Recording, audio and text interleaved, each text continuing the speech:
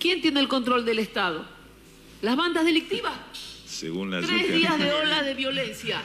Y en esos 3 días de olas de violencia, ustedes vieron, ciudadanos, que haya salido el presidente de la República, con el ministro del Interior, con el ministro de Defensa, con el comandante general de la Policía, con el comandante general de las Fuerzas Armadas, con el Comando Conjunto de las Fuerzas Armadas, a dar una rueda de prensa y decir, tranquilo país, ya les vamos a devolver la seguridad. Nunca. Salió Fito a dar. Salió Fito. No será un adonero, digo yo. Salió, y junto a policías, y salió el líder de los tiguerones, junto al director de la cárcel, y salieron los lobos, rueda de prensa, a poner ahí las armas. Eso demuestra que el pacto con la delincuencia lo tiene este gobierno. ¿Y sabe qué hizo el gobierno y la fuerza pública ante este hecho?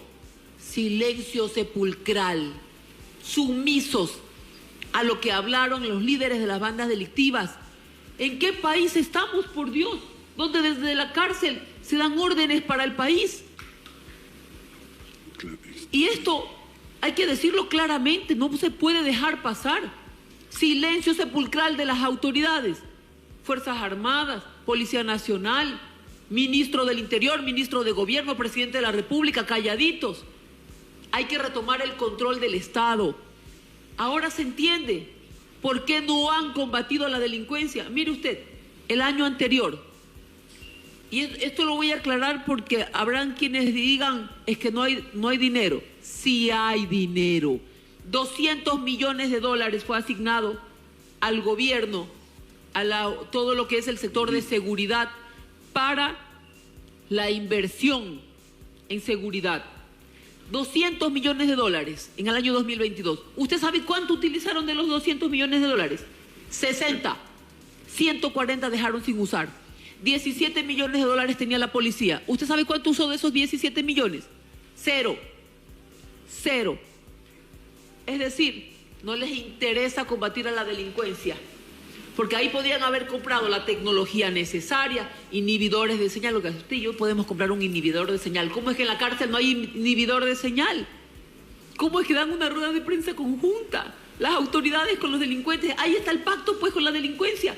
Y nos dicen que nosotros somos los que hemos pactado y que por eso había paz. Señores, había paz en el gobierno de la Revolución Ciudadana, donde fuimos el segundo país más seguro de la región.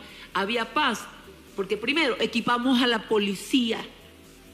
Teníamos un ministerio de justicia que se encargaba de la rehabilitación de los presos, de las cárceles.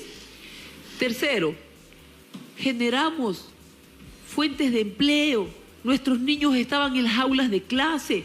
Nuestros jóvenes de pobreza y pobreza extrema, los hijos de las madres que recibían el bono de desarrollo humano, accedieron a becas y se fueron a las mejores universidades del mundo.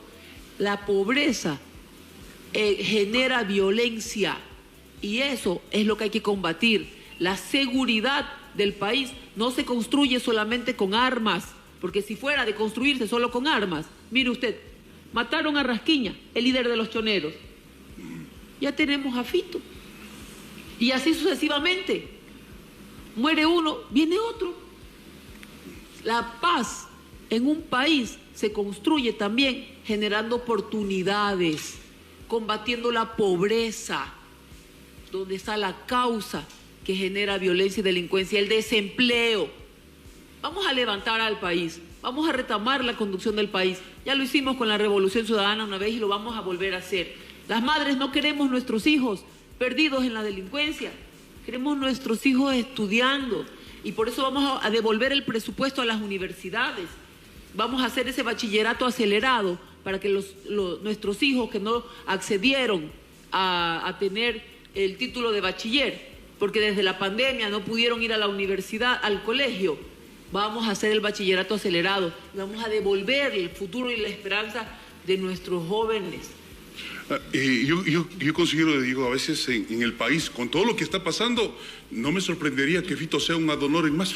Pero bueno, en Napo yo quisiera... En seguridad. Claro, imagínese. Seguramente debe saber más que el ministro. Sí, en Napo yo creo que el problema sí hay que observarlo de manera también integral, desde las mafias que extraen ilegalmente los minerales aquí en el Yutsupino hasta la estructura político y judicial, que dejan la impresión que protegen a estas bandas que son parte por lo menos de las mismas. Recordemos un gobernador que anunciaba: vamos a hacer un operativo, vamos a hacer un operativo, vamos a hacer el operativo, como dando la impresión de que saquen la maquinaria que vamos a ir a hacer un operativo. Entonces sí dejan una fea impresión ese tipo de autoridades. Mire, para combatir la inseguridad también hay que hacer un trabajo en conjunto.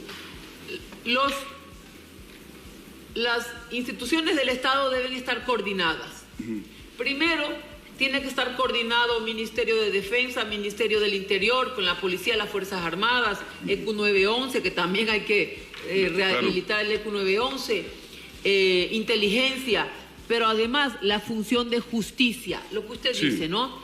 ¿Cuál es la queja ciudadana? Que el policía detiene al delincuente, que la fiscalía no formula cargos, o si los formula, el juez lo deja libre. Hay que sentarse con la función de justicia, Fiscalía General del Estado, Corte Nacional de Justicia, Consejo de la Judicatura. Tenemos que trabajar en conjunto y cuidado vayan a decir interferencia en otra función del Estado. No, señores, interferir es decir, oye, a este senténcialo por influjo psíquico. Eso es interferir. Yo estoy hablando de coordinación y en la misma mesa también tiene que sentarse la Asamblea Nacional. ¿Por qué? Porque si a mí me dicen el problema está en este artículo de esta ley, perfecto, Asamblea, tenemos que devolver la paz a nuestro país. Corrija esto, cambie este artículo y así coordinamos de forma integrada, así como estamos en esta mesa, coordinamos todas las funciones del Estado para garantizar la seguridad, la paz a nuestros hogares, a nuestras familias. Bueno, y para avanzar en este diálogo, porque el tiempo también nos viene corto, yo quisiera hacerle una reflexión, porque a mí me hubiera gustado que se nos consulte a los amazónicos, más allá del tema del Yasuni, si se explota o no se explota, si se utiliza esos recursos que son que provienen del petróleo, para el tema de erradicar la pobreza, erradicar los problemas de desnutrición infantil que son agobiantes acá en la Amazonía, que se nos consulte eso a los amazónicos. Es decir, que no salga ni un centavo del petróleo a otras áreas que no sea, primero, erradicar la pobreza extrema en la Amazonía ecuatoriana y atender las necesidades básicas como salud, vialidad y educación, que se nos consulte. Entonces yo le quiero a usted consultarle, Luisa, si va a impulsar y se comprometería con los amazónicos a impulsar desde el bloque legislativo de la Revolución Ciudadana la posibilidad de una reforma a la ley amazónica para que estos recursos se queden en la Amazonía